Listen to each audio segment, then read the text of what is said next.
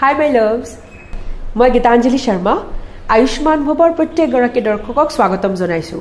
আমি সকলোৱে জানো আমাৰ শৰীৰটোক ৰোগমুক্ত কৰি ৰাখিবলৈ আমি খাব লাগিব পুষ্টিকৰ আৰু সুষম আহাৰ।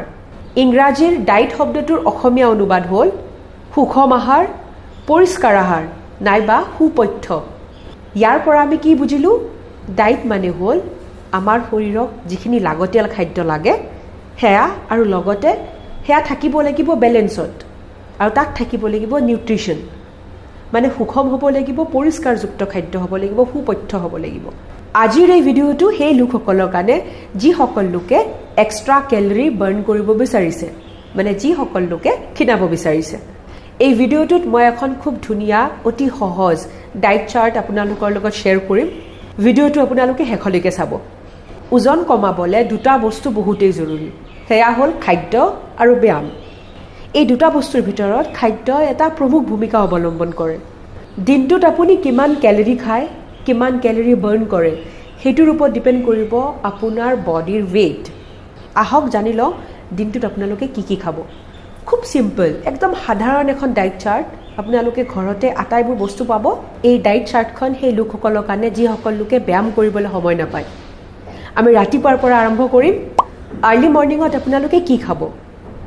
ৰাতিপুৱা শুই উঠি ব্ৰাছ কৰি যেতিয়া আপোনালোকে ফ্ৰেছ হয় তাৰপিছত আপোনালোকে খাব পাৰে 1 কাপ ব্লেক টি নাইবা একাপ গ্ৰীণ টি নাইবা একাপ লেমন টি। যদি আপোনালোকে চাহ নাখায় তেতিয়াহ'লে কুহুমীয়া গৰম পানীত নেমুৰ ৰস মিহলাই খাব পাৰে। ইয়াৰ পিছত ব্ৰেকফাষ্টৰ সময় ধৰি লৈছোঁ প্ৰায় 8:30 পৰা 9:30। ব্ৰেকফাষ্টৰ সময়ত আপোনালোকে কি কি খাব? ব্ৰেকফাষ্টত বহুত অপশ্যনছ আছে। আপোনালোকে খাব পাৰে 2খন ৰুটি লগত মিক্স ভেজিটেবল নাইবা ভেজিটেবল পোহা। যদি পোহা খাবলৈ মন নাই তেতিয়াহ'লে ভেজিটেবল দলিয়া, আৰু এইবোৰ খাবলৈ মন নাথাকিলে আপোনালোকে খাব পাৰে অ'টছত আপোনালোকে ড্ৰাই ফ্ৰুটছ মিহলাই খাব পাৰে। আৰু লগতে খাব পাৰে আপোনালোকে 1 গ্লাছ মিল্ক, এগিলাচ গাখীৰ হ'ব লাগে ডাবল টোন নাইবা স্কিম, মানে যি গাখীৰত বহুত কম ফেটছ থাকে সেয়া আপোনালোকে খাব লাগিব। যদি স্কিম মিল্ক নাইবা ডাবল টোন মিল্ক নাই তেতিয়াহ'লে আপোনালোকে গাখীৰৰ লগত পানী মিহলাই ল'ব। তেনেকৈ এগিলাচ গাখীৰ ল'ব আৰু লগতে এই বস্তুখিনি যে ক'লোঁ ইয়াৰে যিকোনো এটা বস্তু আপোনালোকে খাব পাৰে। ইয়াৰ পিছত মিড মৰ্ণিং, যিহেতু ব্ৰেকফাষ্ট অকণমান লাইট কৰিছে আপোনালোকে, সেইকাৰণে মিড মৰ্ণিঙত ভোক লাগিব পাৰে, লাগেই প্ৰায়। আৰু সেই টাইমখিনি হ'ল 10:30 পৰা 11:30। এই সময়খিনিত আপোনালোকে কি খাব? এই সময়খিনিত আপোনালোকে খাব পাৰে এটা বইলড এগ নাইবা এবাটি স্প্ৰাউটছ মানে হ'ল গজালি ওলোৱা বুট নাইবা মুগ। ইয়াৰ বাহিৰেও আপোনালোকে এটা নিজৰ পচন্দৰ ফল খাব পাৰে। মানে আপোনালোকে কি খাব? এটা বইলড এগ নাইবা এবাটি গজালি ওলোৱা বুট নাইবা মুগ নাইবা এটা ফল। ইয়াৰ পিছত আপোনালোকে কৰিব লাঞ্চৰ টাইম ৰাখিছোঁ 1:30 পৰা 2:30। ইয়াতকৈ দেৰি নকৰিব, পাৰিলে আমি 1:30 পৰা 2:30ৰ ভিতৰত লাঞ্চ কৰিবই লাগে। লাঞ্চত আপোনালোকে কি কৰিব? এখন প্লেট ল'ব, সেই প্লেটত আপোনালোকে কাটি ল'ব চালাডত কি কি থাকিব? গাজৰ, বিলাহী, তিয়ঁহ, পিঁয়াজ। ইয়াৰ লগত কেৱল এখন ৰুটি, এখন ৰুটি খাব পাৰিব আপোনালোকে, কাৰণ আপোনালোকে কেলৰি কমকৈ দিছে বডিটোক। ৱৰ্কআউটটো নকৰে, ব্যায়াম নকৰে, সেইকাৰণে আমি কেলৰি কমকৈ খাব লাগিব।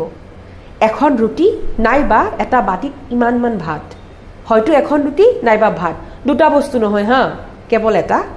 ইয়াৰ লগত আপোনালোকে খাব পাৰে এটা বাতিত চব্জি, ইমানমান চাইজৰ বাতি, তাত আপোনালোকে ল'ব চব্জি। আৰু আমাৰ অসমীয়াবোৰে কি কৰোঁ? আমি বহুত খাদ্য খাওঁ, মানে এটা সাজত বহুত কেইবাবিধো মানে চব্জি থাকে, ভেৰাইটিজ চব্জি থাকে। তেতিয়া আপোনালোকে কি কৰিব? গোটেই কেইবিধ চব্জি খাওঁ, কিন্তু চব্জিৰ পৰিমাণ কমাই আনিব, ঠিক আছে? আৰু লগতে খাব এটা সৰু বাতিত দৈ। ইয়াৰ পিছৰ সময় হ'ল আবেলিৰ চাহ, ইভিনিং টিৰ টাইম হ'ল 4:30 to 5:30। এই সময়খিনিত আপোনালোকে খাব পাৰে একাপ চাহ নাইবা একাপ কফি। ইয়াৰ লগত আপুনি হাৰ্ডলি 2খন বিস্কুট খাব পাৰে নাইবা ইমানখিনিমান বাদাম খাব পাৰে আপোনালোকে। যিহেতু গোটেই দিন আপোনালোকে বহুত কম পৰিমাণৰ খাদ্য খাইছে, সেইকাৰণে আবেলি আপোনালোকৰ ভোক লাগিব পাৰে। তেতিয়া আপোনালোকে আবেলি 6:30 মান বজাত খাব পাৰে এবিধ ফল, যিকোনো এবিধ ফল। ইয়াৰ পিছত আপোনালোকে কৰিব ডিনাৰৰ টাইমিং হ'ল 8:30 পৰা 9:30। আমাৰ কিছুমানৰ ইয়াতকৈ দেৰিও হয়, কিন্তু চেষ্টা কৰিব 8:30 পৰা 9:30 ভিতৰত খাবলৈ। ডিনাৰত কি খাব আপোনালোকে? ছেইম থাকিব প্ৰায় লাঞ্চৰ নিচিনা, কিন্তু অকণমান আমি বেলেগ বস্তু এড কৰিম। প্লেটত আপোনালোকে গাজৰ, বিলাহী, দেন পিঁয়াজ, তিয়ঁহ মিহলাই চালাড বনাই ল'ব। তাৰপিছত এখন ৰুটি নাইবা ইমানখিনিমান ভাত, দেন এবাটি দাইল। আৰু যদি দাইল খাব মন নাই তেতিয়াহ'লে আপোনালোকে খাব পাৰে 30 গ্ৰাম পনীৰৰ চব্জিও খাব পাৰে হা। যদি পনীৰ খাবলৈ মন নাই তেতিয়াহ'লে আপোনালোকে খাব পাৰে 2 পিচ চিকেন, মানে চিকেনৰ অনলি 2 পিচ হা, নাইবা 2 টুকুৰা মাছ। নাইবা কেলে কৈছোঁ, কাৰণ গোটেই বস্তুখিনি খাব নালাগে, এবিধহে খাব হা। হয়তো দাইল খাব, নাইবা 30 গ্ৰাম পনীৰ, নাইবা 2 পিচ চিকেন, নাইবা 2 পিচ মাছ, আৰু লগত খাব এবাটি দৈ। আৰু ৰাতি শোৱাৰ আগত এগিলাচ গৰম পানী, সেই গৰম পানীত আধা চামুচ ডালচেনি পাউডাৰ মিহলাই খাব। এয়া আছিলে ডাইট। আৰু আপোনালোকৰ মেইন এইম কি জানে? গোটেই দিনটোত কেৱল 3 চামুচ অইলহে ব্যৱহাৰ কৰিব পাৰে, কেৱল 3 চামুচ তেল ব্যৱহাৰ কৰিব, যিকোনো বস্তু কেলে নবনাওঁ। মানে ডিপ ফ্ৰাই আপোনালোকে খাব নোৱাৰে। সেই 3 চামুচ অইল ব্যৱহাৰ কৰি আপোনালোকে চব্জি বনাব লাগিব, দাইল বনাব লাগিব, ঠিক আছে। অইলৰ পৰিমাণ কমাই আনিব লাগিব আৰু কেলৰি ইনটেক কমাব লাগিব। এই ডাইট চাৰ্টখন যদি আপোনালোকে মানি চলিব পাৰে তেতিয়াহ'লে মই গেৰেণ্টি দি কৈছোঁ 1 মান্থত আপোনালোকে 5 পৰা 7 কেজি ওজন কমাব পাৰিব। গোটেই দিনটোত আমি পানী খাই থাকিব লাগে, সেয়াটো আপোনালোকে জানে, 2.5 পৰা 3 লিটাৰ পানী। আশা কৰোঁ এই ভিডিঅ'টো চাই বহুত লোক উপকৃত হ'ব। এটা নতুন ভিডিঅ' লৈ আপোনালোকৰ মাজলৈ পুনৰ আহিম। Stay happy and stay healthy. Love you all.